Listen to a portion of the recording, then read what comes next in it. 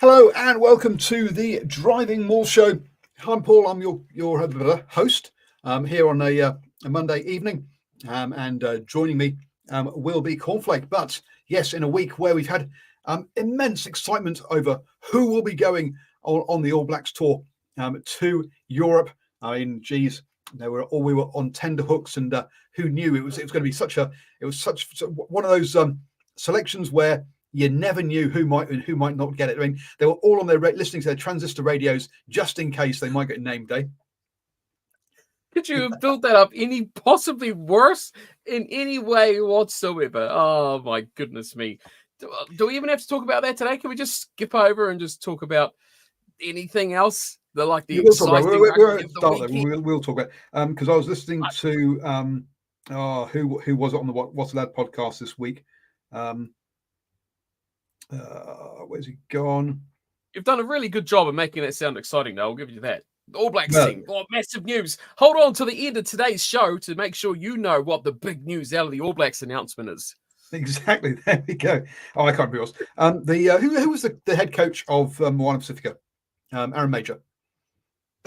Yep. So yeah, he was explaining how when he got named in the All Blacks, a mate came over with a couple of boxes of beers. And they listened to it over the transistor radio, because it was announced on the radio as to who was going to be in it. He didn't know ahead of time. He had no idea. So I thought it was kind of amusing. That's how they learned it back in the day. I didn't think he was that old. What was he was talking about? Anton Oliver was captain at the time. Okay. So yeah. But it was Super Rugby time because he was playing for the Crusaders, so it wasn't. Yeah, you say not that long ago, really, which means that Sky TV did exist back then.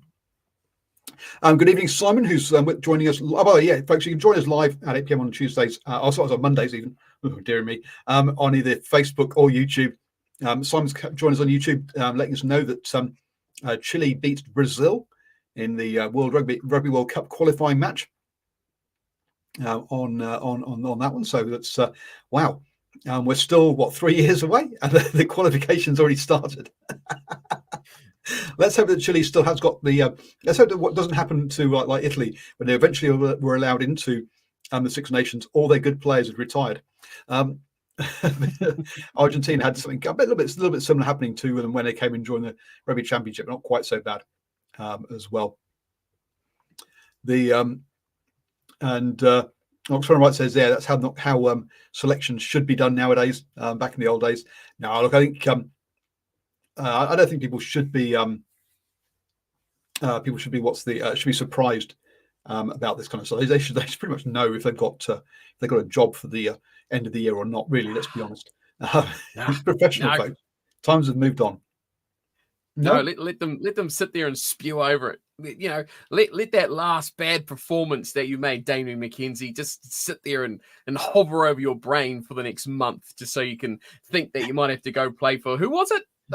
In France, Montpellier, was it? They were going to sign him, or Bordeaux? No, it was Bordeaux, wasn't it? Just think, who's this? McKenzie. Okay. The rumours, yes. Maybe he might have been on that phone to Bordeaux going, maybe if the All Blacks don't select me, is there a chance for a discounted rate I could come over to France? Get those rumour mills in full flow. Well, talking about France, Fabien Galtier has been chatting in the news or to a French newspaper or whatever it is nowadays. And mentioned that shock horror. That France would do what they've done for, as many years as I can remember now. They would not select players from the top 14 final because that happens pretty much on the same day as the tour kind of starts. On that one, it's not really a B team. It's only going to be 2 teams worth of players won't be coming. A bit like when we had the Super Rugby final and the All Blacks went over to Samoa to play a rugby game for the only time ever. They didn't take their Super Rugby players either, did they? Super Rugby finalists, shall I say. The science has enforced it since 2008, since they've been doing this. So I'm amazed that New Zealand Rugby are surprised, to be honest with you. Mountain molehill. springs to mind. We all know how Japan feels now, right? I mean, aren't Japan like the middle team that everyone sends a B team to? It's like, oh, you're going to the Northern Hemisphere. Well, let's just stop off all your bench guys to Japan on the way for a little test match. And then they can fly back off, later on. Oh, you're going to the Southern Hemisphere. Well, let's just stop off on Japan on the way. Anyone. Look, I agree. It's France has been doing this forever. I mean, and it's just, it's the typical sort of thing that they do with these tours. I mean, and this is why the depth is so good, though. You say, oh, it's bad. New Zealand rugby get all upset and that. But, I look at this All Blacks team that we'll be talking about later, and it's like, to me, I would like to see a number of players who aren't even in their system or in the squad get a chance. I know that's what the All Blacks 15 or whatever the hell it's called is all about, but put these guys in the spotlight. They've got a number of players now who are going to get some exposure. They're going to get some real frontline test match experience. And then, hey, if these guys are up to the task or not pretty quickly when you go back to France. Yeah, and it's the hypocrisy that because obviously the All Blacks picked a full strength team to play Fiji in the USA earlier this year, didn't they? Not. Yeah. Razor's already said that he'll be taking 4 to 6 players from the All Blacks 15 up to Japan because he's not playing his first team. So look, the hypocrisy is just absolutely is hilarious on these ones. So yes, and so it's another reason why Mark Robinson should remove as chairman of the New Zealand Rugby Board. He's not chairman; he's the CEO, by the way. But I agree, he should be removed because this kind of carry on is just a joke. Let's be honest. Let's be honest. What does he hope to achieve here? What does he hope to achieve? Does he think that World Rugby is going to go, now listen here, France, you're going to choose? I mean, because it's subjective. Who is the best French players? Like France could easily go, well, I think that these players here are our best players. You can't tell someone that someone is the best player in your country. So, what does he expect to get as a result? I don't understand. It's like, this is the way it is. They can send whoever the hell they want because that's who they believe is the best for that situation. It's dumb. It's stupid.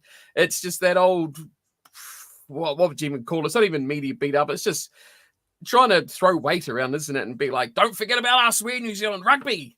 And you should always play your best players here, because we were the best in the world for a long time. Don't forget about it. Yes, but not anymore, but we were. We were. I mean, something that might have to deal with this is that clearly the wonderful, amazing decision by New Zealand Rugby to bring on board the partnership with Silver Lake has brought in so much money that apparently New Zealand Rugby posted losses of 8.9 million in June, New Zealand dollars, that is. So clearly everything must be rosy financially, and I can't imagine why he's getting upset that he might not be able to get as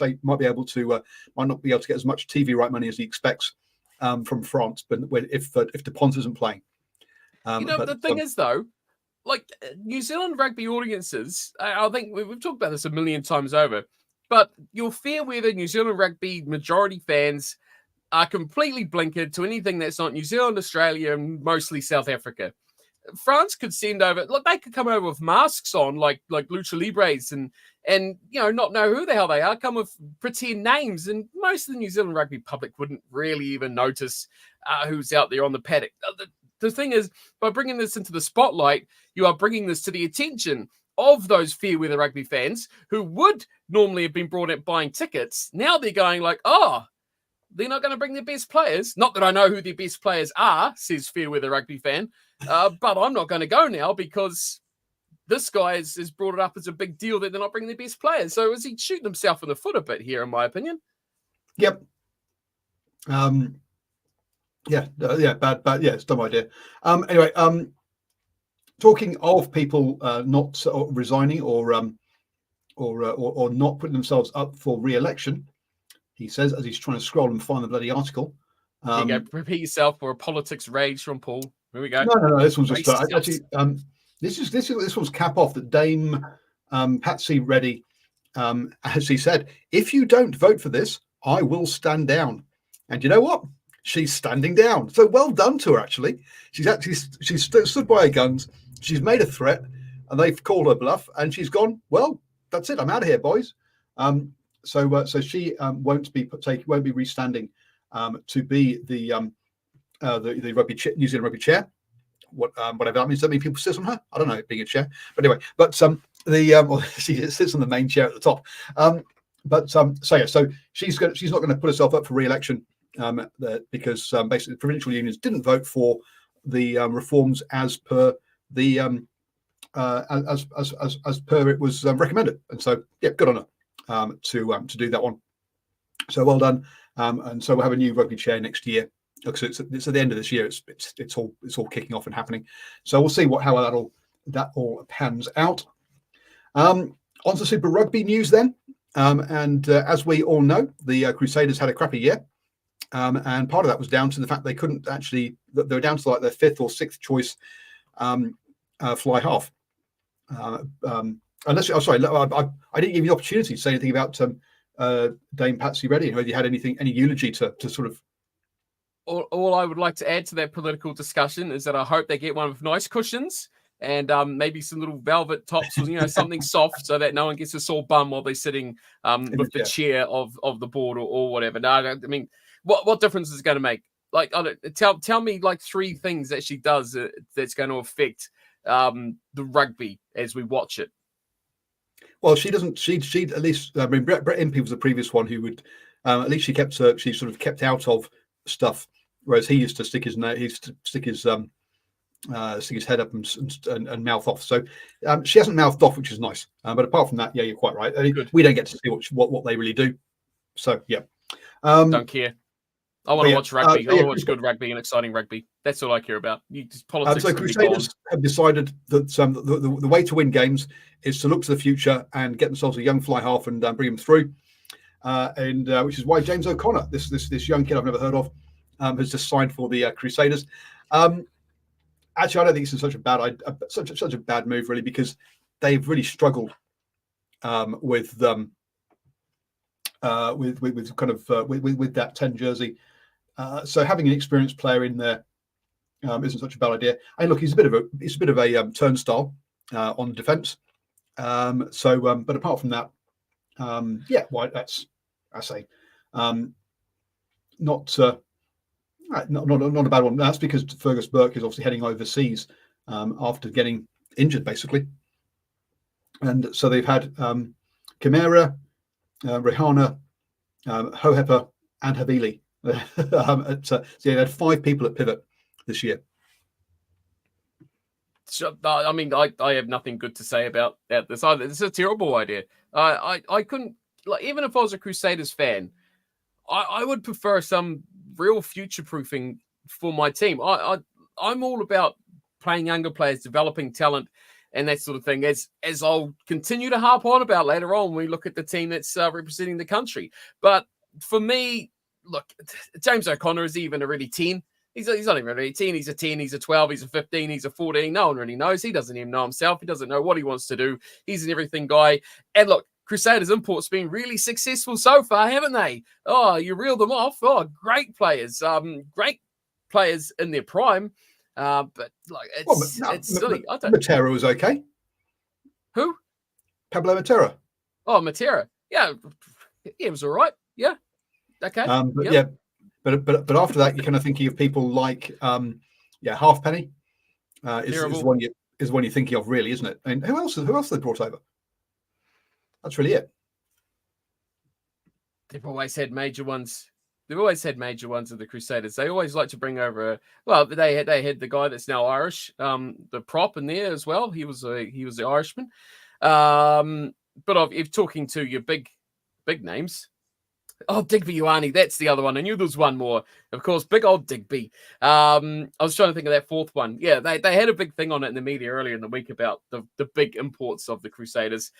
I get the problems they're having.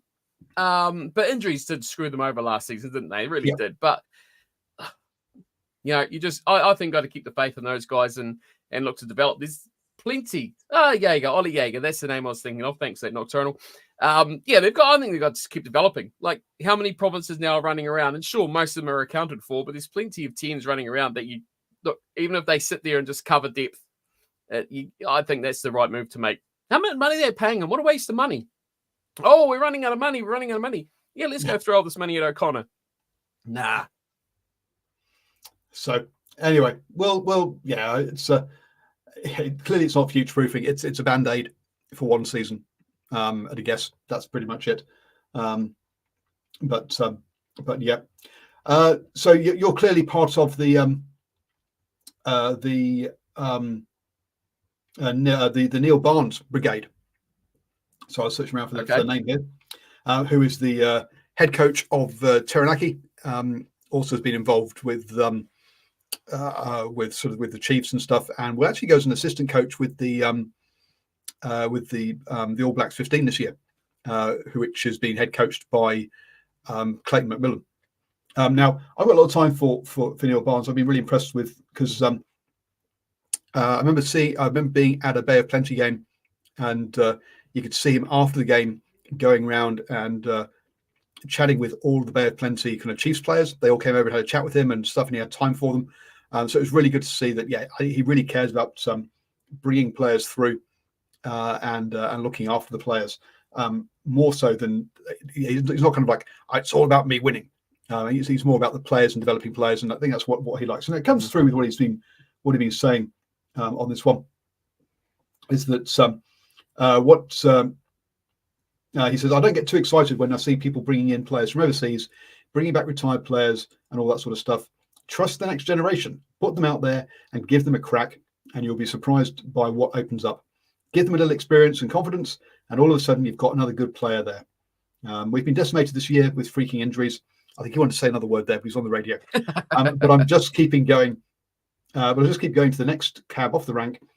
We do the work with our club players, so we know them all and reward them. And that clearly, that work with the club players really is paying off for the Naki this season. Yeah, they've had a great season, haven't they? He's coach of the year last year too, wasn't he, for domestic non-international coaches? So yep. He's a guy who's they hold in high regard, and I think he's doing a good job bringing players through. That's what I like. That's what I like to see. Me and him, I agree. Yep, we've got the same brain. I think I should go Taranaki. Same brain. I thought you were going to you're Southland head coach now. Go for it, man. Hey, we're doing that too, man. We're doing that too. We've got heaps of developing players. Just wait till we get to that. Whoa. We will get to that, yes. But he does have another point to make, though, that because look, and the other thing is, whilst he's not a rebel rouser, but not to answer. Neil is off message. You have to use the academy, not the clubs. Not LOL. But look, yeah, he is. Look, he's not a rebel rouser. He's not kind of deliberately trying to burn the things down. But he does speak his own mind, which I think he does have his own opinion. And he's not. And he's been around long enough. He doesn't. He's happy to state it. But I say in a good way. He says. He thinks this competition is great this year with the lots of unpredictability. But he goes, the only part that's probably got to go is the Storm week. I went and apologised to the Tasman coaches afterwards. I really felt for them playing 2 Shield games in the middle of a Storm week. It's not respectful to their unfairly Shield. I've been beating on New Zealand Rugby's door for 3 years about this. I think 3 years is long enough for them to make a change. At the end of the day, we've got a system. And I think it focuses too much on the top end and will shovel the boys at the bottom and into whatever window they can, so they can keep functioning. If you buy into the pathways and keep the whole thing in balance, we'll all be happy. But at the moment, way too big a focus on the very top end. And I think we've already been saying that for a number of years. So yeah, I think we're big fans of Mr. Barnes. Yep, 100% agree with that. Definitely. So yeah. The Storm Week piece, actually, I'm not so sure about that, because I think a lot of fans do enjoy the Storm Week. I think some of the players enjoy the Storm Week because they have to train less. But the piece about shoehorning the competition into a window when there is available time, there's no reason why. There's no real reason why why it couldn't go on 1 week longer. or start a week earlier. So I think he's totally right on that side of things. If the Super Rugby franchises were happy to look, you don't get your All Blacks until after Christmas. So why do all of your other players have to be in for pre-season before Christmas? So there is time if the Super Rugby franchises were happy to shorten their pre-season a little bit for the NPC to sit there. One other piece of news before we get on to the NPC actual games that have happened this last week over in the UK. Michael Checker has been banned for 2 games or suspended from getting involved with any match day activities for 2 weekends or 2 games after disrespecting the independent match day doctor following disagreement over the treatment of England lock Ollie Chesham in Leicester's win over Exeter Chiefs last month. What this comes down to, by the sounds of it, at the end of it is, I don't think he agreed. It says, Leicester accept that errors were made in the head injury assessment process and were acknowledged during the hearing by both the Tigers medical staff and the independent matchday doctor. We wish to stress the utmost confidence in all our staff and their care for players. What? You mean the matchday doctor said, don't put him back on the pitch, and Checker got pissed off by this? Wow. I mean, that sounds like putting your players' welfare first, doesn't it? Isn't that a Michael Checker thing, though? Is that what he specializes in? That was his first match, too, in charge, wasn't it? It was his first weekend of, like, proper competition. And well, man, we know he's a guy that likes to go out and make a statement, make a claim. So, yeah, I mean, not a great look, but that's what you get. You sign Checker, you get a man like that. And that'll be a fun season for them, no doubt, if he keeps that sort of behavior up. Like, I was very impressed by Checker when he was doing the TV work for Yes. over in Oz, and really yeah, my appreciation for his knowledge went drastically upwards. But this side of things, sorry, but look, have we not got the message yet? If players bang their heads, sit them out. Don't try and force them back on. I mean, geez, come on. Yeah. Yes, Premiership Rugby, the competition with 8 clubs in potential financial crisis. And I said currently have no TV deal in New Zealand. Only 8 clubs. I think every single club is in financial crisis. The only club that wasn't making a loss every single year, or actually was consistently making a profit, was Exeter Chiefs. But then again, Exeter Chiefs, which is a members club, it's not privately owned like others. But their chairman happened to own the company that sponsored the team, and when he sold the company, they couldn't find a major sponsor, i.e. he was bankrolling the team by his private company through sponsorship, and that's how they didn't make a loss, because they were selling their sponsorship at well over rates, and were then sponsored by a business park he set up.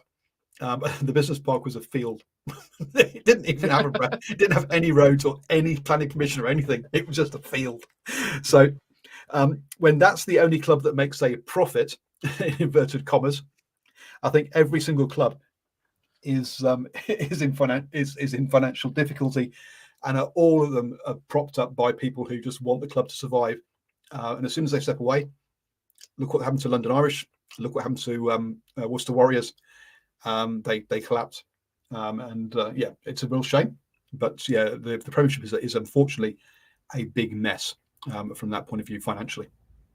I think if you're going to own a sports team, that's the story, isn't it? Like, you go to any sport, you look at like professional football teams here, the round ball code, they're all propped up by companies and millionaires/billionaires to keep them afloat. I read the guy that probably a few years ago, the guy that owns the Phoenix, literally saying that if you want to own a sports team, expect to lose money.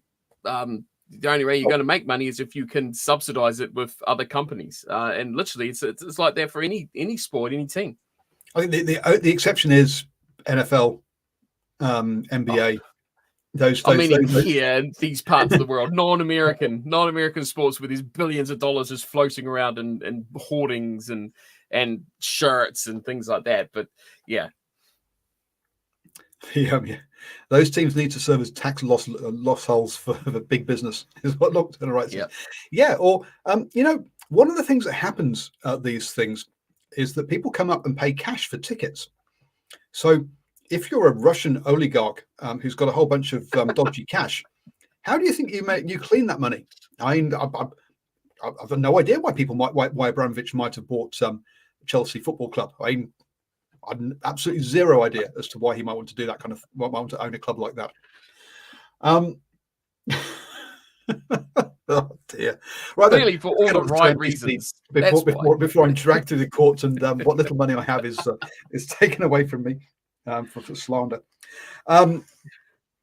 Look, so on Wednesday night we had the start of this kind of round off since last show, and boy oh boy, it was wet down in Tasman as Tasman hosted Auckland, coming out winners 31-17. And when you consider one of those tries was after the hooter, 31-10.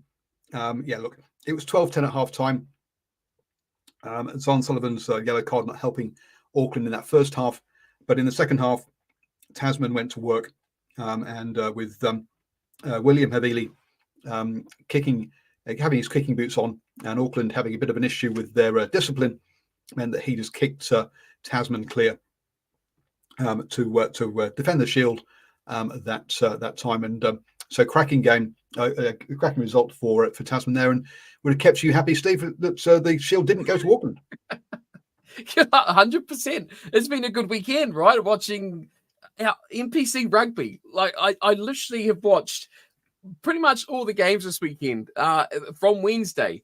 You forget how kind of, I can't think of the word to describe it, but just how fun it is. It takes you back from, you watch all these internationals and stuff like that, and all the bravas and amazingness and the flashy lights and superstar players. You take a step back and you just go back to the good old NPC, where it's just a bunch of hooligans in the crowd making a lot of noise and some people just trying to get out there and have some fun playing rugby. It's kind of like just a bit more organized club rugby. And look, that game was a mess on Wednesday. The conditions were horrid, and I give credit to Tasman. Like they knew they had a massive week of rugby coming up, and they really buckled down, I think, in a way that we probably don't see Tasman do too much. And it was good to see a player like Willie Havili actually show and good for his future as well, because he's not really known too much to be that sort of guy you can rely on to do the good hard work and to just nail his kicks, go for territory well, and do his basics sort of right. I think he's kind of gone into that Pacific Island sort of role. Well, maybe that sort of persona's gone on to him, but he's shown, I think, throughout this NPC season how good of a player he can be, especially at this level. So yeah, that was a great start to the weekend and a huge win for Tasman. I had high hopes that they're going to go the rest of the season with the Shield under their belts, but yeah, for Auckland side of things, they just were scrappy, weren't they? I don't think they had any sort of enjoyment in that weather. Too many errors. And Tasman, yeah, credit to them. They took full toll and they took every little opportunity, and they played much better to the conditions than their northern counterparts. We're going to nip through the next couple of games because there's some other stuff we need to get onto. So Northland look had a good halftime lead against Otago, leading 21-10, but then basically three tries on the bounce by Otago saw them actually finish this one off 31-28 to finish off the season. Now look, Northland really hadn't had not much to play for apart from pride at that point. So finishing pretty low on the table. Manawatu, after their amazing kind of heroics, beating Southland, succumbed again. This time to Counties Manukau, 26 to 45 in this one. Look, Manawatu finished the season with just that one win and 10 points, minus 197 on the points difference. The next worst was Northland with minus 79. 120 or 118 points worse. So more than double the negative points difference of the next worst team. So yeah, Manawatu 2 really had a tough old season, and funnily enough, they're trying to recruit at the moment. I've seen online for a new NPC coach or director of rugby for Manawatu 2. But look, that's a multi-year fix. That's not going to be fixed in 1 year. Let's be honest about this.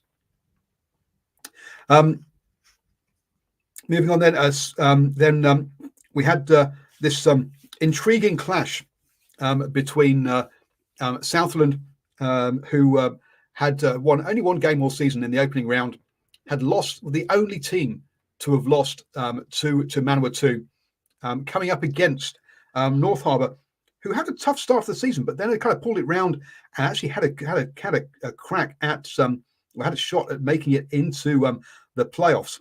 Now I was sat there on Saturday afternoon. I'll be honest, this hadn't really triggered in my consciousness as something to actually bother watching.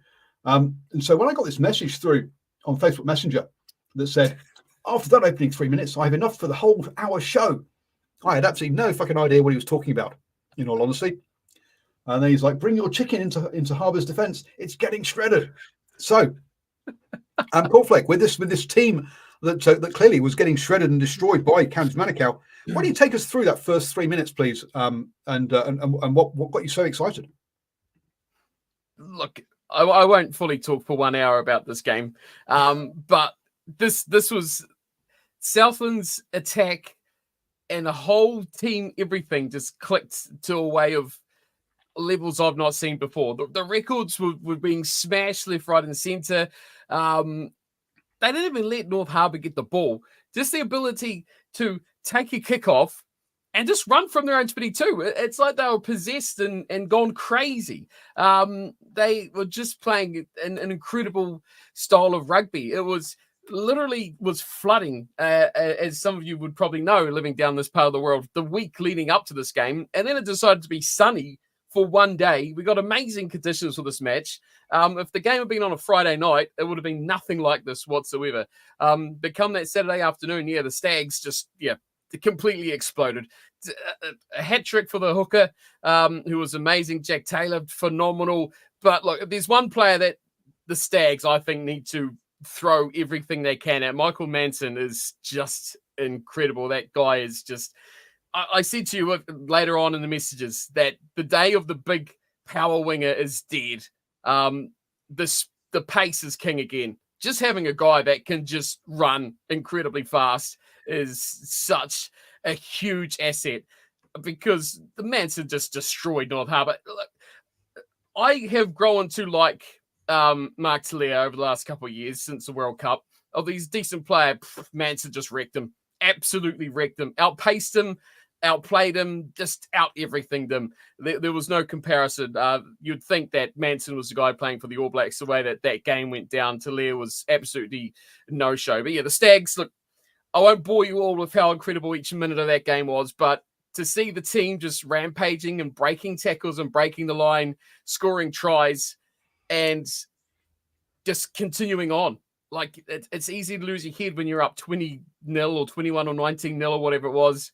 To just keep powering on. The positives throughout this season, I think, has been pretty good. But to end in such a way like that, Josh Beckworth Park, undefeated at Josh Beckworth Park, on my ad as well.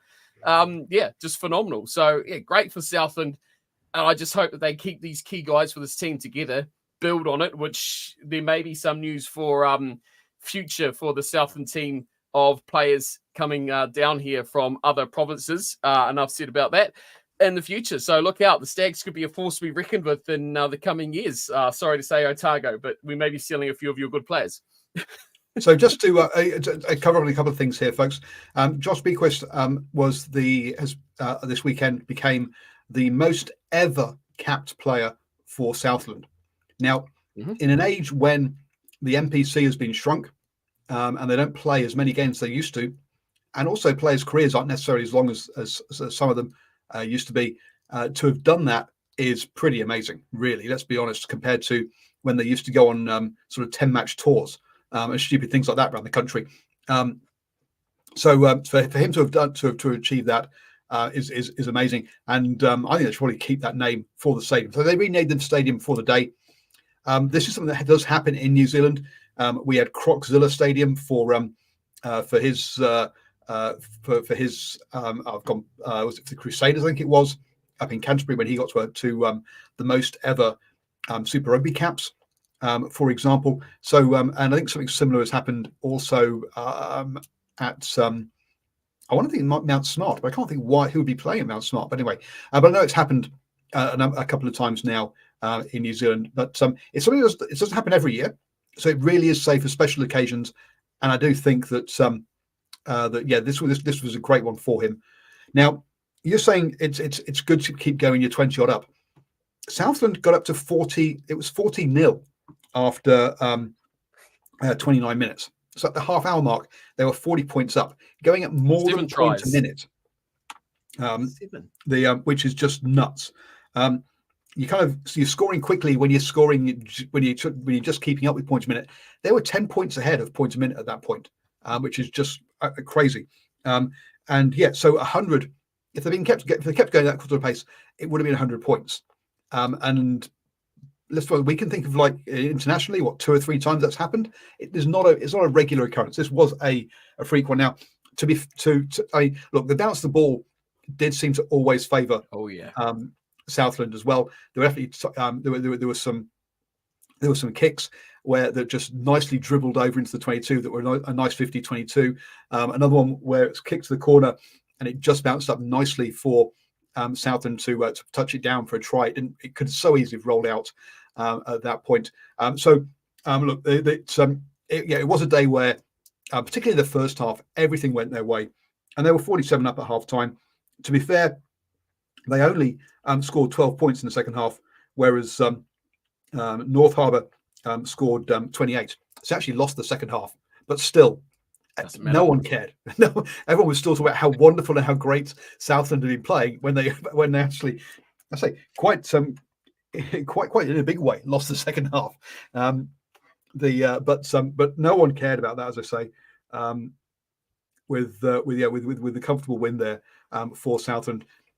And it's just a shame that basically they'd already booked all their holidays. They didn't, and that there was nothing that they didn't actually make had any chance of making the playoffs. But cracking game in cracking weather, as you say. That was that was a key thing for it.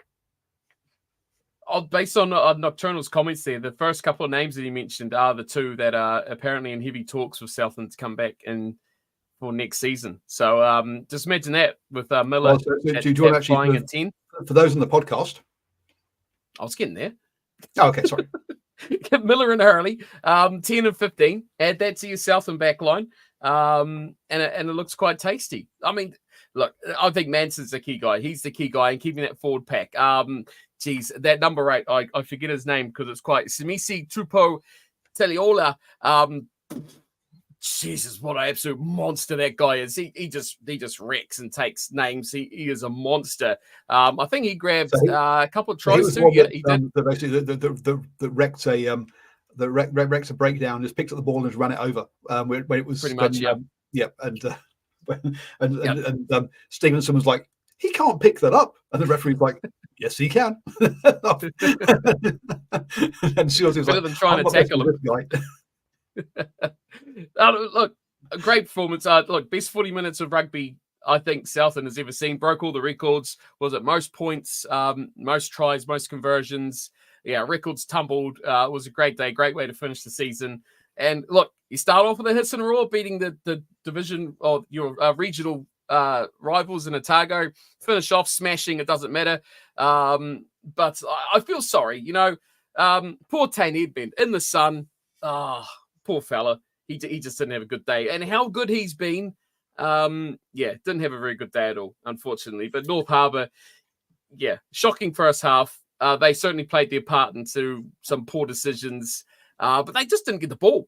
I mean, it was incredible to see Southland just running, like just no regard to playing sensible rugby. The confidence was just flowing so high through them. They're just like, I don't care if we're on our own try line, we're running.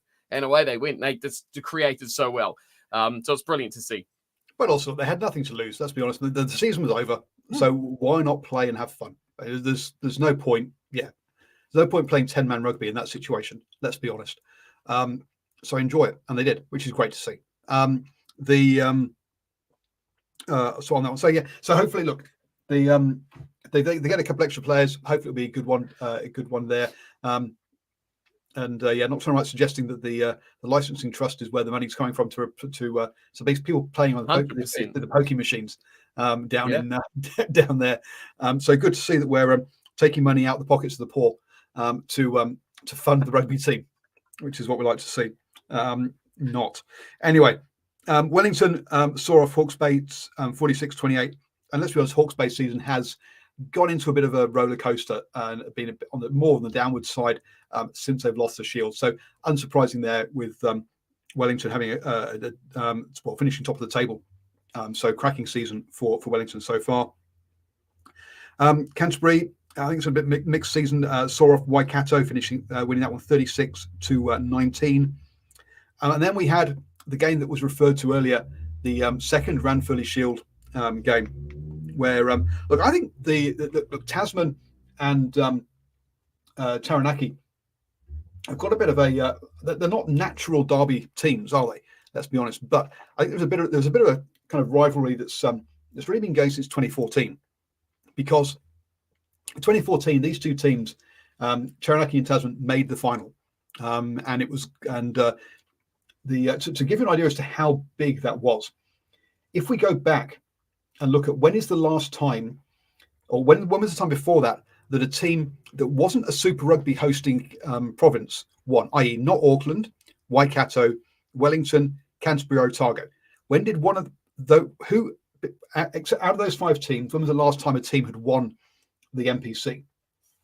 So that was 2014, folks. The previous one was 1980, Manawatu. Right, so 34 years. So I say that was a massive. That was a massive day down there. Now look, teams like North Harbour, Counties had made the final, but generally it was between two of those five teams. So to get two teams outside of those five to make the final was a big thing. And Taranaki saw off Tasman 36-32 on that day.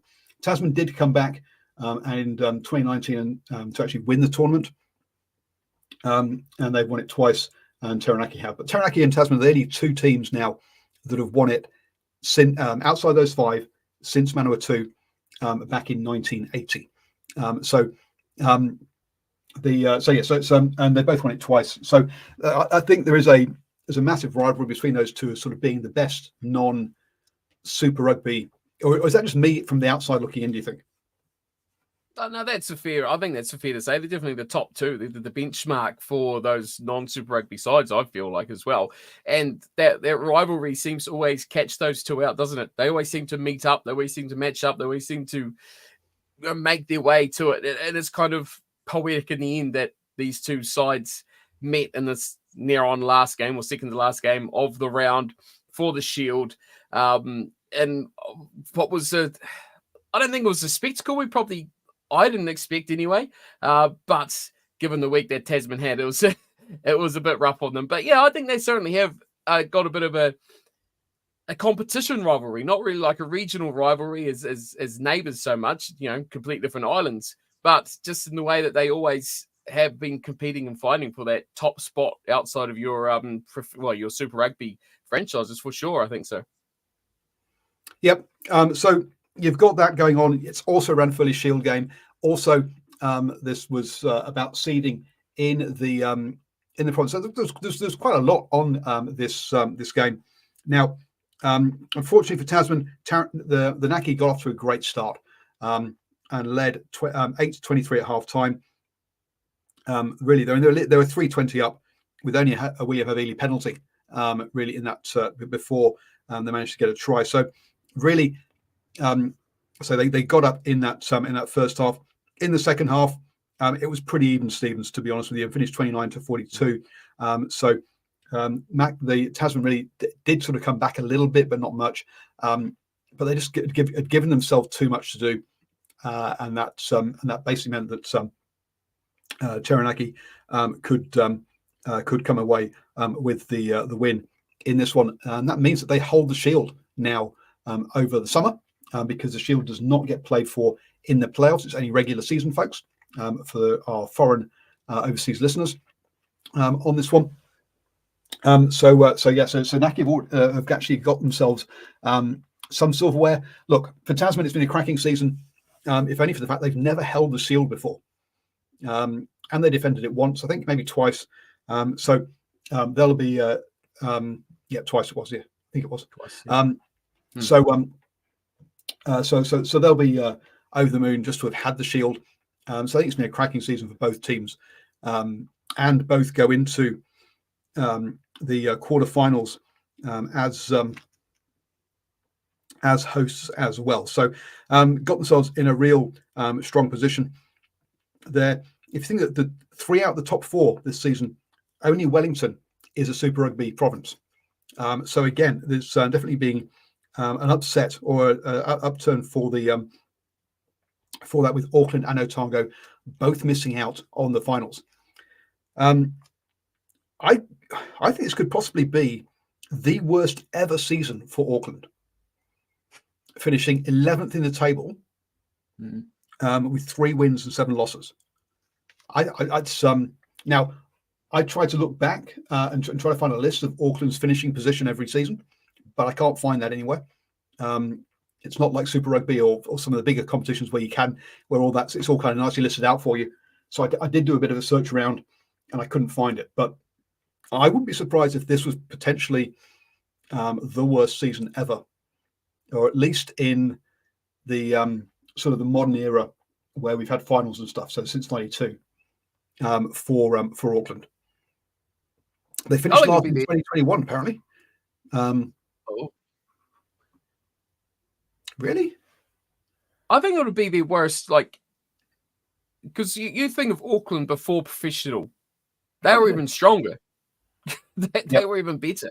There was always, Auckland Canterbury. That was the massive rivalry, wasn't it? So, hey, look, you know what that is a testament to? It's the competition, I think, being stronger, width of depth spread out throughout all the provinces, which is, I think it's good. I mean, the season's been really good. You don't go into any games and you're not 100%. Like back in the day, you'd be like, oh, Wellington Hawke's Bay, well, that's going to be 60 points to 10.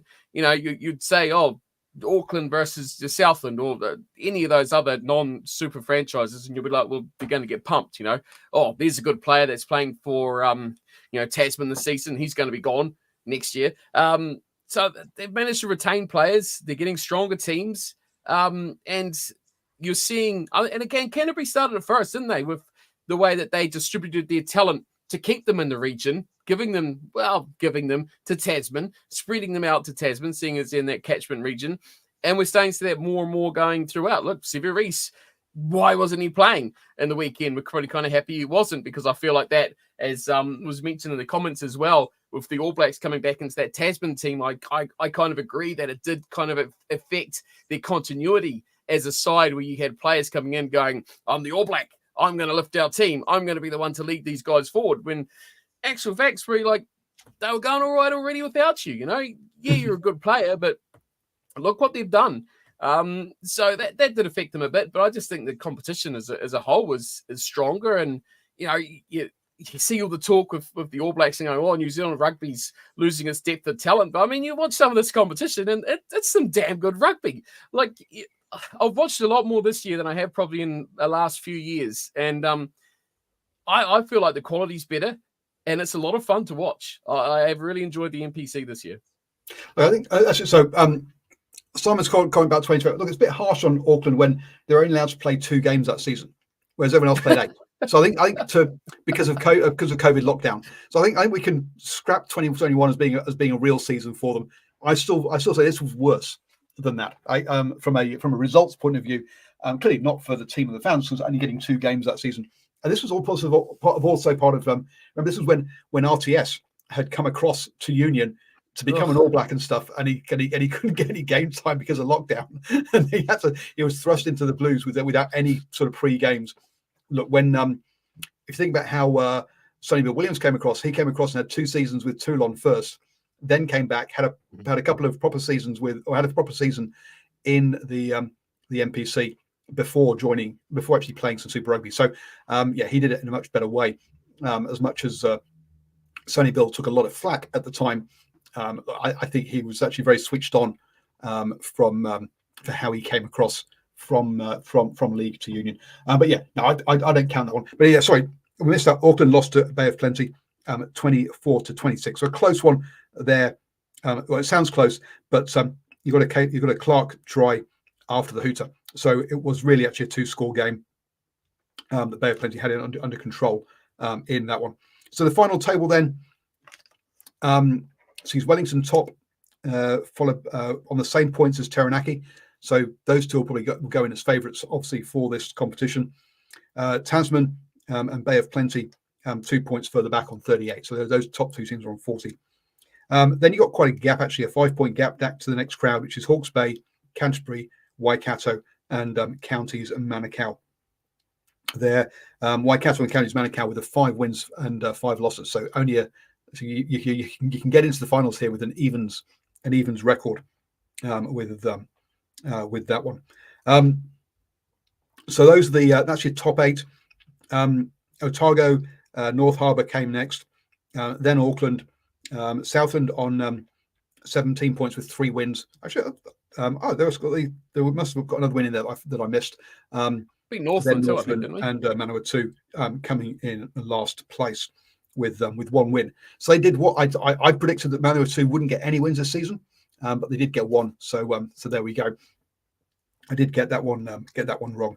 And that means our quarterfinals, looking forwards, are on Friday night. Wellington host Counties Manukau, obviously with Wellington being hot favourites since they finished top of the table with that one. Then Bay of Plenty host Hawke's Bay on Saturday afternoon.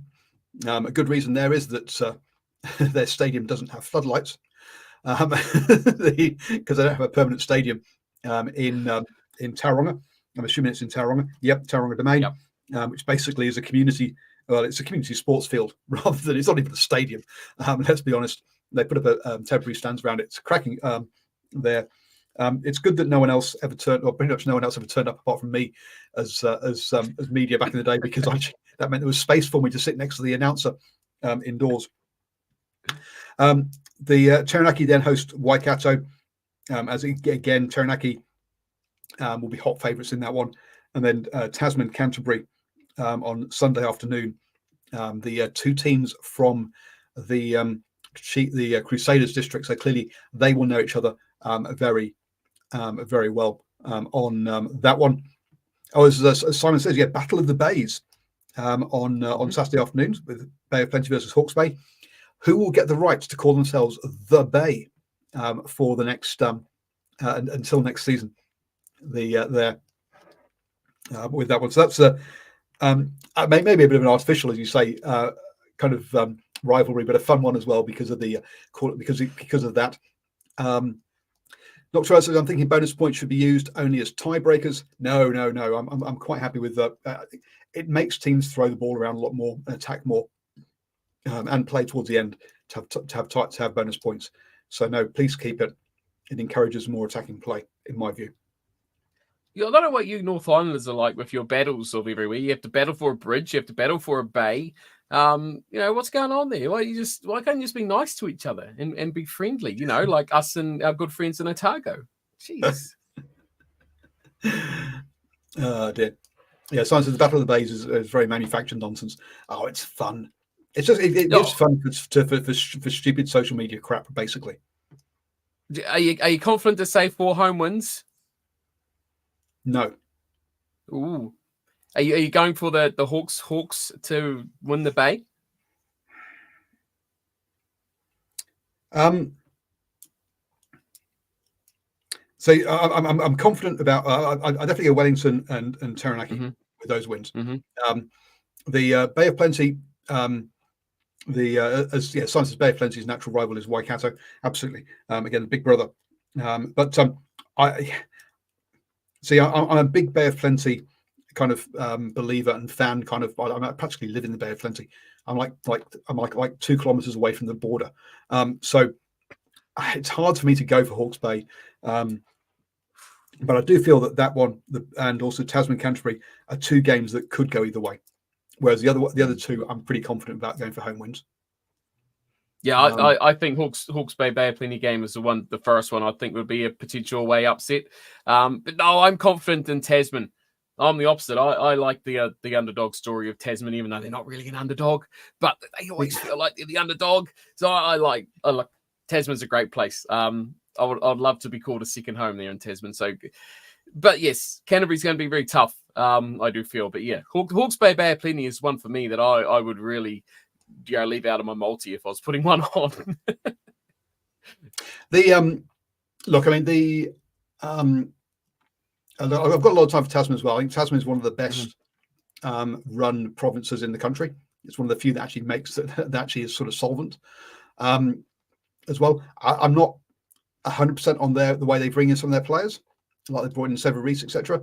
On that one, but yeah, Simon says, stop the line, Paul. You're a Thames Valley Swamp person now. I couldn't tell you how they've gone this year. I haven't got a clue. Hey, you know what else we can do? We can also really get behind counties as well, and Taranaki and Tasman. Don't worry about the Bay battle in the end because they're both non-professional or Super Rugby franchises. Let's go for a fully non-Super Rugby semi-finals. I am 100% down with that. Let's go counties. I really dislike counties, but I would be happy for them to beat Wellington. Oh, look, this is what's cool about this provincial competition. Do you not have teams that you just don't like? I don't like counties. I don't like Auckland, and I don't like Northland. They're my three that I would like to beat the most. And Otago is like Otago's like beating the Wallabies. It's like, it's like they're the neighbours, and it's like you really don't like losing to them because they're only 2 hours up the road, and they're going to give you stick if you lose to them. But in the end, it's like, hey, Otago, you're the next door neighbours. It's not so bad. But Auckland and counties and Northland, I really like beating them. I don't know why. I just do.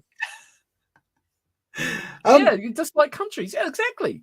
Yeah, just like we all hate England. I mean, all of those. He just like counties as well. He's joining on counties. Sorry, sorry, I read that wrong. You read that wrong. Yes, from Simon. But again, I've got a lot of good feeling for counties because it's my favorite place. It's my favorite stadium to go to do media at.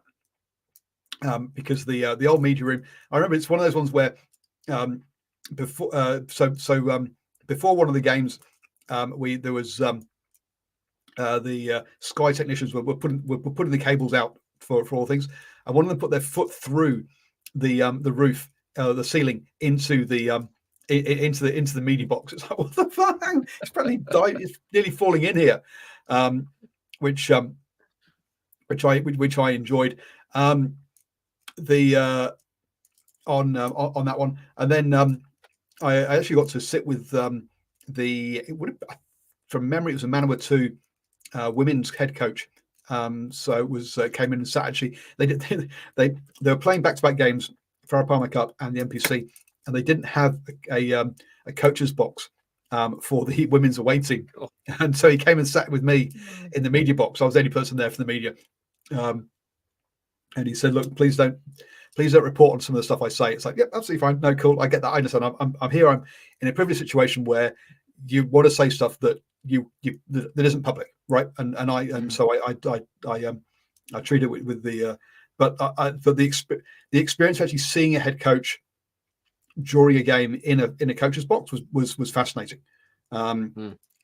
Most of us never get to see that, and you don't actually realize what's going on in there. Now, clearly, at Farah Palmer Cup level, it's a much smaller coaching team, so he was on his own. It wasn't like when you see the internationals, there's like 6 of them sat there, and they're all chatting and backslapping and stuff. So it was very different from that point of view. But still, it was a great experience to actually sort of see behind the curtain.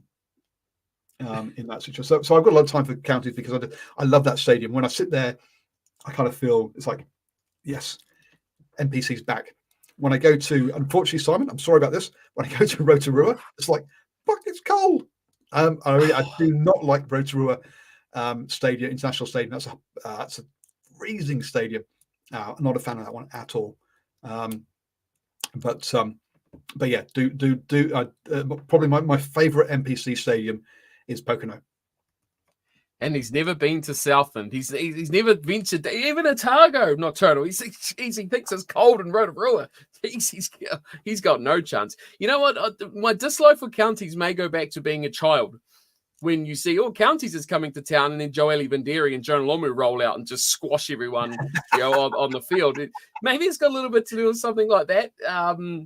And maybe we can laugh at them because they've always lacked a good fly half, which I've always found funny of counties. They look like some Baden Curry, one white guy in their whole back line, throughout, what was that, the early 2010s sort of period, good memories, a good reason to dislike them. But hey, to me, that's what provincial rugby is about. That's why I like it, because you've got reasons, and it's in your backyard sort of thing. It's not like, you don't really hate Queensland, do you? You don't really hate Melbourne, because what do you got to hate about them? But when you dislike anywhere in Auckland because it's Auckland, yeah, brilliant. Yeah, not true. Dunedin is dry but freezing at night in winter. And Invercargill, they're different species down there. Yeah, absolutely. Yeah, wear shorts all year round, Nocturnal, all year round. It's never he's too wearing cold. shorts all year round. I've got the fire going tonight. It's not cold, but it's just not warm. I just like being warm. Soft. Soft. So Nocturnal Rice is saying that that these artificial points for bonus points distort the table. All the teams have established running rugby culture these days. Well, yes, that's because of the bonus points. It encourages that behaviour, and that's why we get it, which I think is kind of cool. Anyway, so that's Curry Cup. Sorry, not the Curry Cup, because Simon's just put Curry Cup in the title. That's the NPC. Oh dear. So let's have a quick look at the All Blacks selection for the Northern Hemisphere tour. This won't take very long, folks. I haven't actually bothered with the spreadsheet I normally use, because essentially there's no change. Or that's not entirely true. There is one player change. Noah Hotham has been dropped, and in comes Cam Roigard. Now, let's be honest, Cam Roigard was always first choice anyway in there, ahead of Hotham. He was only there because of Cam Roigard's injury. And then because Razor loves the Crusaders, and that's why he couldn't pick Triple T or anyone else, and then therefore Noah Hotham had to come in. But other than that, look, any the injury replacements such as your Josh Lord and Harry Plummer have been dropped because basically players are coming back from injury. So Ruben Love is apparently playing this coming weekend. And so he's back in the squad. So it's back to the original squad. So hookers, Amua, Taylor, and Bell, with Samisoni Takuyaho still injured, and he's going to miss apparently the start of Super Rugby as well. Props to Groot, Lomax, Newell, Tossi, Tongafasi, and Williams. Locks, Barrett, Va'ai, Tupelotu, and Sam Darry. The loose forwards, Blackadder, Kane, Finau, Jacobson, Papulihi, Sevilla, and Satiti. Halfbacks, Roigard, Perinara, and Ratima.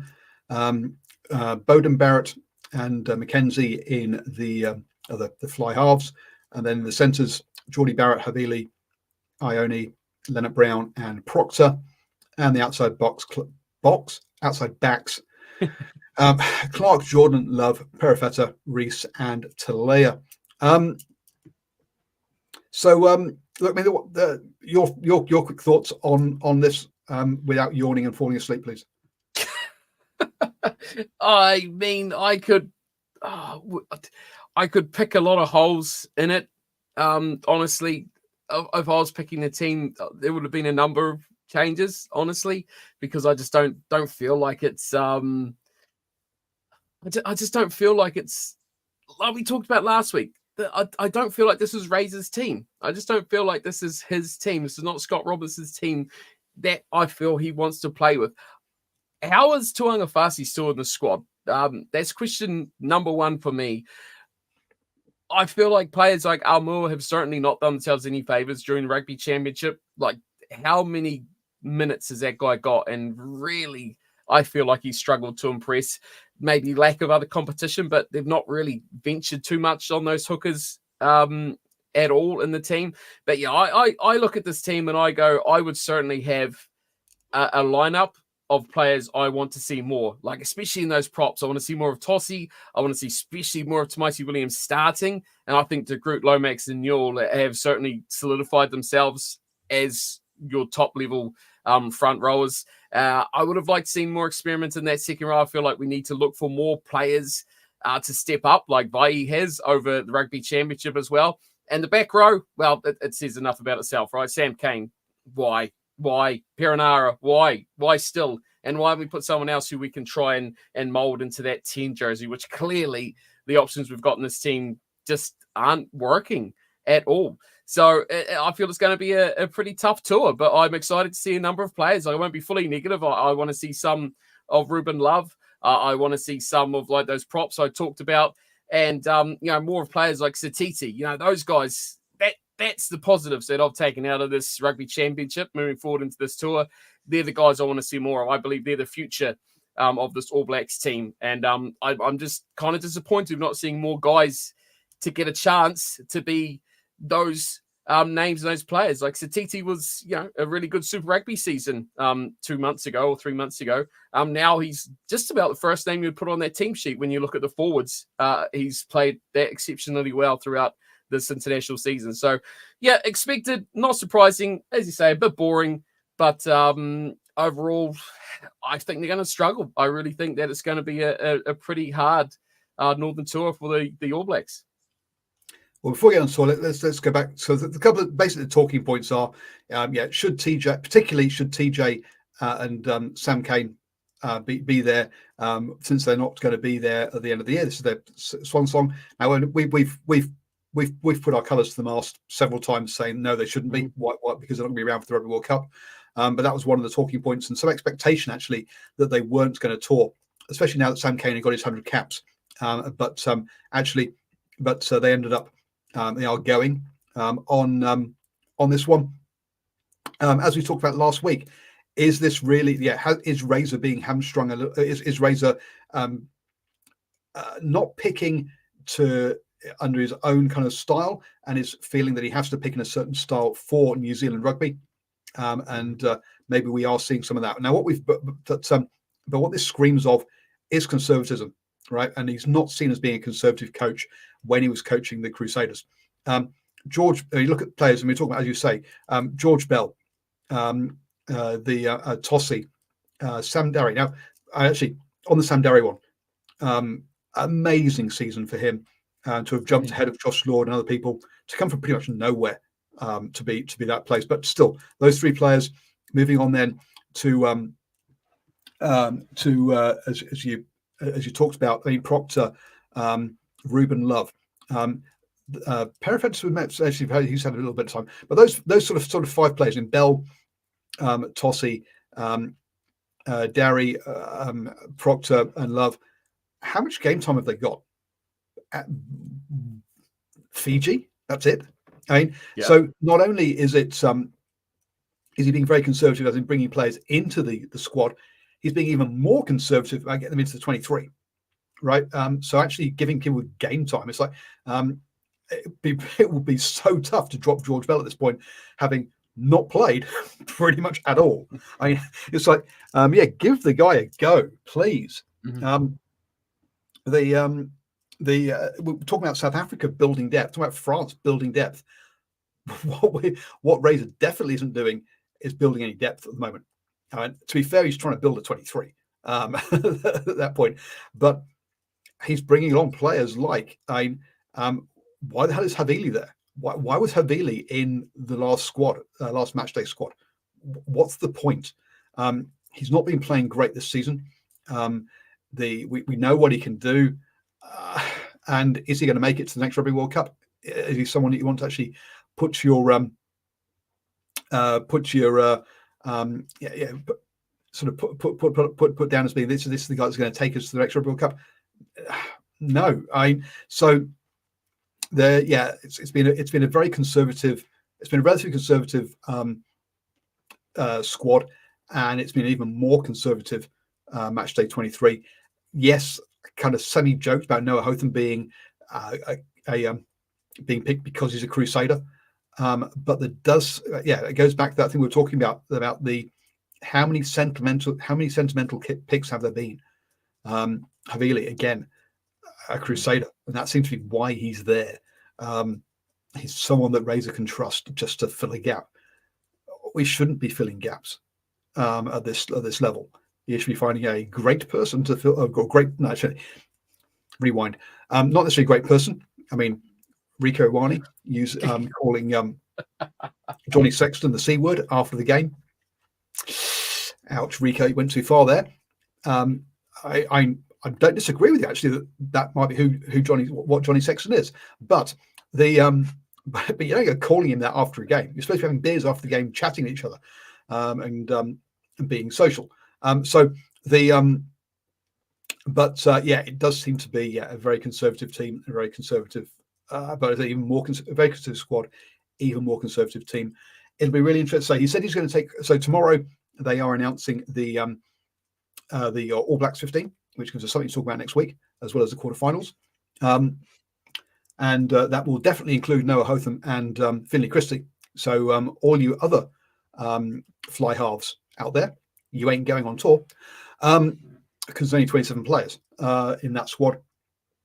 So Razor's already spoiled part of the squad, and he says he's going to take 4 to 6 of those to Japan for that bit of it.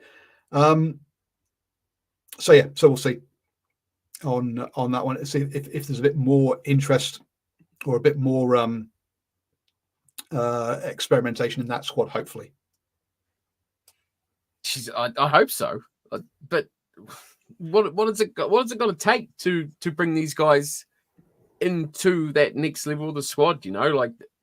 Sure, they can play. Look, Billy Proctor played phenomenally, like in America against Fiji, wasn't he? The standout guy, best player on the paddock. There you go. Enjoy the stands, for the next 6 games, where you're not going to do next to nothing except hold a tackle bag and run around at training. What more can he do? Like I say, it's impossible to drop them because they've done nothing wrong. Whereas I feel there is some players in there that the older players aren't offering anything as experienced players to hold them there. What is Ofa Tuangafasi offering the team that's a young prop wouldn't offer the team? He makes stupid errors. He gives away dumb penalties. He's not a great international player. So I don't feel like you're not doing yourself any favors because he's not going to get any better because he's older. Okay, why not bring a guy in and experience him? And hey, you've got the next Satiti. We're in 2 games or 3 games. It's like, wow, this guy's incredible. He's got to play. Sure, okay, a prop is a bit more of a harder position to burst out and explode onto the scene. But I'm talking 9s. We went to the World Cup and everyone's like, how did Satiti get picked? He got picked because of injuries. Yes, right. He wouldn't have got a chance if there wasn't injuries. Yeah. So that wasn't even there wasn't. There's been no picks that have been where you've gone actually. Oh, good. He's made a pick. It's all kind of. It's just But we go back 14 months pre-World Cup, and New Zealand media was freaking out because we were taking this. What did Roygaard have there? No caps or 1 cap heading to the World Cup? And we were like, oh no, how can we take a guy with like next to no caps to a World Cup? Now we're like, get this guy in. He's our savior. He's only played like 4 or 5 times. It just goes to show how quickly you can become or be recognized as a top tier player. But you need that opportunity.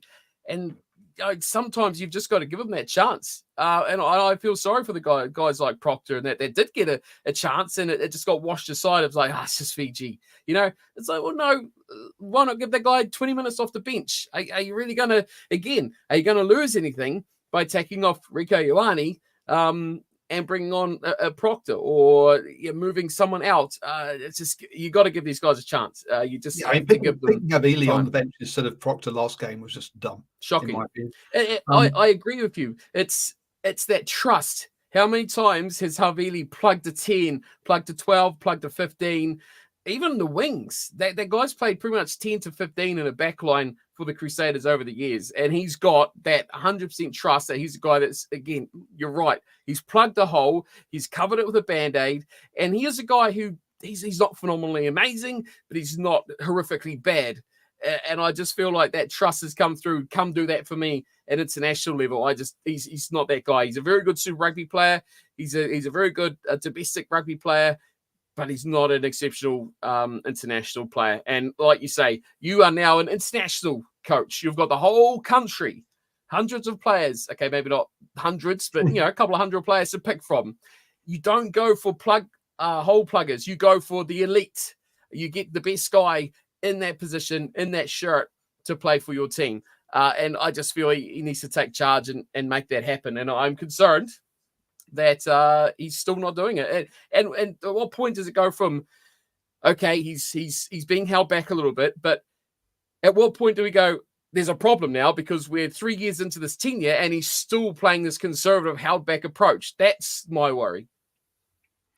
So the lineup is we've got Japan next up, then England. I'm trying to remember if I've got the right. So I've got to close my. Oh no, here I've actually. England. I've not got it up here, unfortunately. But I can't remember. It's England, France, Ireland, or England, Ireland, France, as to which is the order of the games. England, Ireland, France, Italy. England, Ireland, France, Italy. There we go. Now Japan, if they lose that game, boy oh boy, he should be sacked straight away. Because let's be honest, there is no way that they should lose. No, there is no way on this earth that the All Blacks should lose to Japan. If they lost that, then seriously, he should go straight away. And same for Italy. If you lose to either Japan or Italy, then sorry, but you've got something seriously wrong in the setup. Unless, that's not right. You're losing to Eddie Jones if you lose to Japan. Unless there's food poisoning that literally takes down the entire team,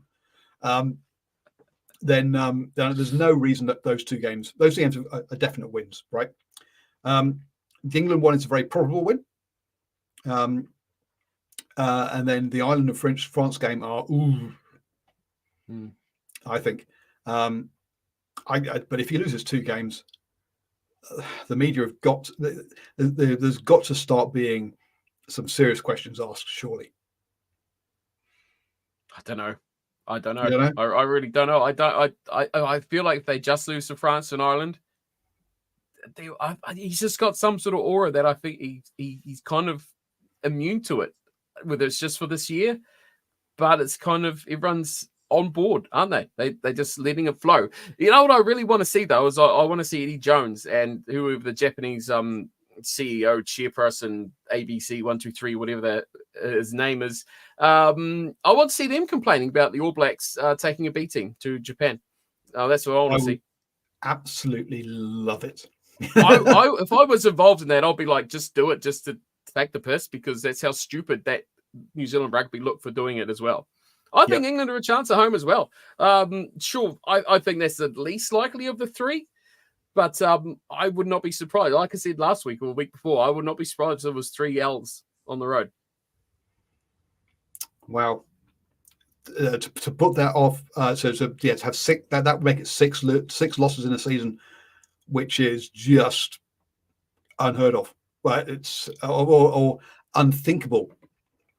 Even under Foster, that would no one ever considered that Foster would ever lose 6-6, and he apparently was one of the worst All Blacks coaches of all time. If you listen to some people, over the top there, but he was not considered a good All Blacks coach. Let's be fair, and yet, his replacement, who everyone wanted to replace him 4 years ago, is on track for a season that is worse than he ever had.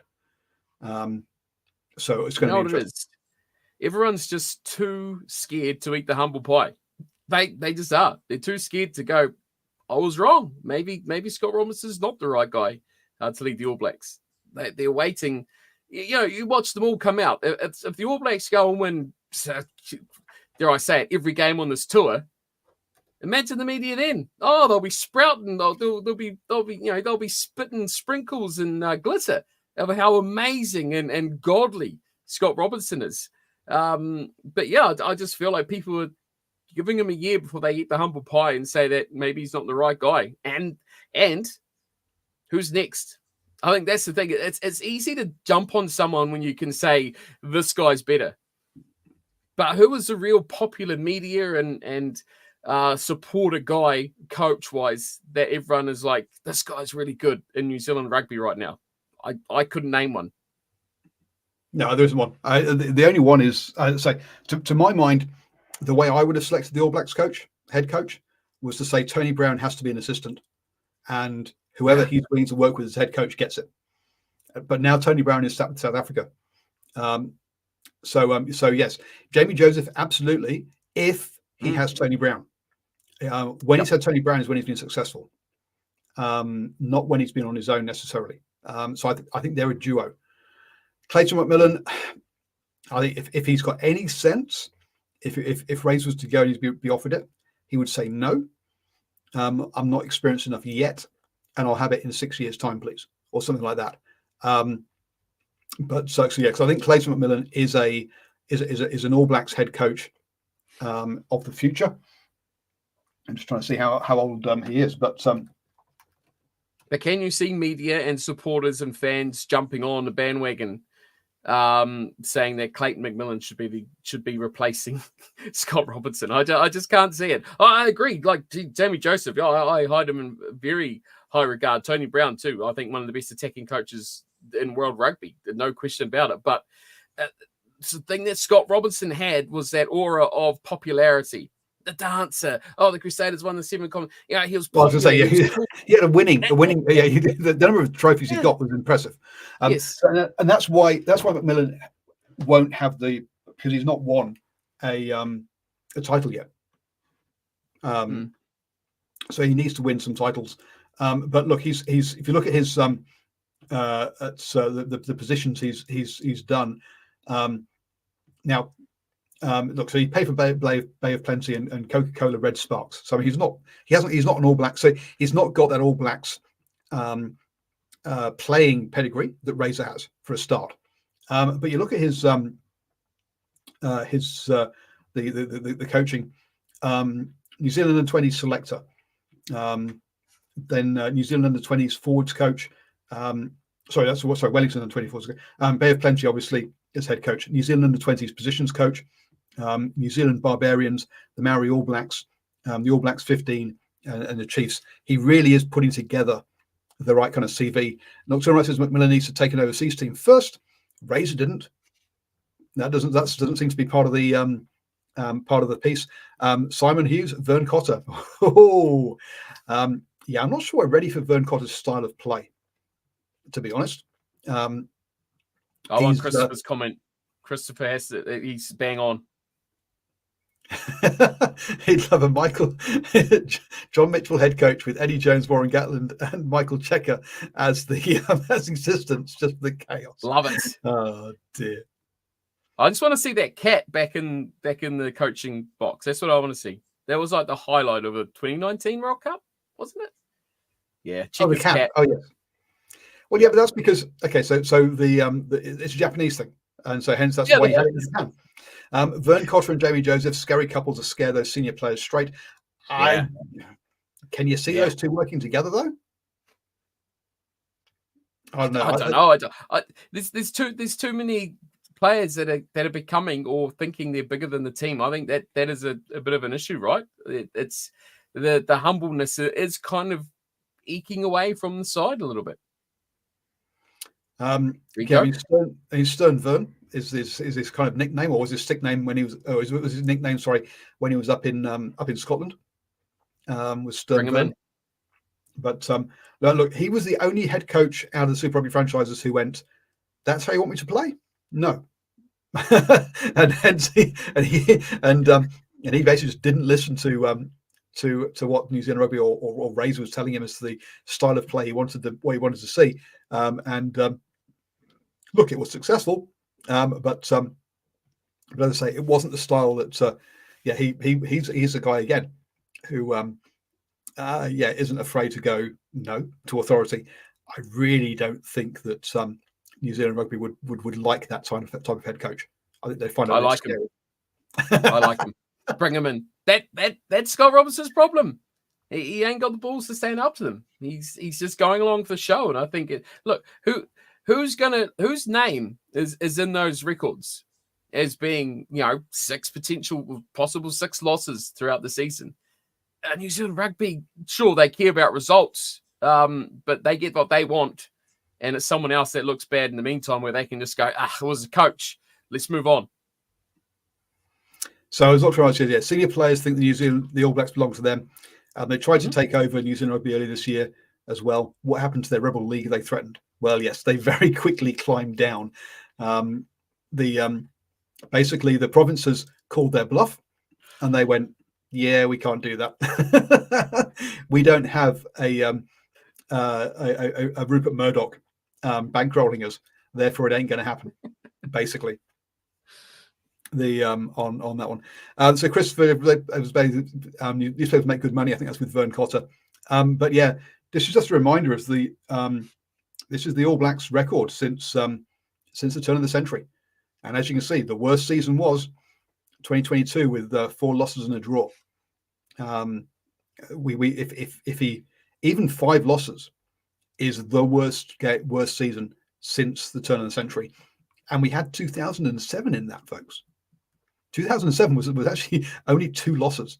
The problem, one of those was in the quarterfinals, and there's only one game in 2007 that anyone remembers, right? I don't think there's any other game that anyone remembers from that year, and yet they only had 2 losses that year. Hey, look, in the year that they won the World Cup, they still had 2 losses. Yep. In 2011, they had 2 losses. Yep. In 2015, just the one though. But yeah, even so, you say the look, I mean, even 4 losses puts it as being equal worst of all of that side of things. This I find so funny. Just so funny, this one by Simon. Wayne Smith, the worst All Blacks coach, but great assistant coach. Who has been called in to save the Black Ferns? Wayne Smith. Who has been called in last year for the Rugby World Cup? Who has been called in ahead of the last game to save the All Blacks and the Bledisloe? Wayne Smith, who was called in to help them out. I've been very lucky to have had to talk to him a couple of times. Amazing person. And I'm trying to think whether I can actually say this or not. No, I won't bother. I'm sorry, because it was said in confidence. It wasn't said in a public place, so I can't say it. That's real nice guy from the limited times I've talked to him, he just seems to be the only. He seems to be the. When was it Fozzie or Hansen was going through a bad patch when he left, and then he sort of came back because he went off to the Chiefs for a couple of years, and then came back and suddenly things were okay again. He has missed to fix it. The problem is, guys, he's not as young as he used to be, and he doesn't want to be head coach or full-time coaching anymore. Let's be honest. It